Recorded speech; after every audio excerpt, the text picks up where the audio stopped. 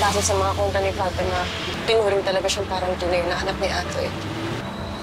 May natural lang na ma-attach lang sa tato. Hanggat hindi pa natin natatalo si Judge Benito Balmores, hindi pa tayo ligtas. Matatag at matapang. Just like your lolo. Judge Benito Balmores? Si Lolo? Judge, Carla Espinosa. kubikilos na po ang mga tao ko.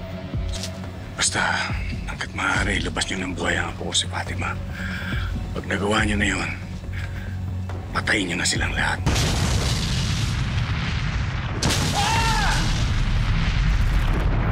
Tigilan mo yan.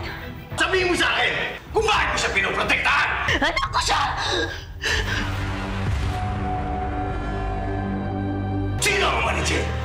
Gusto ko malaman!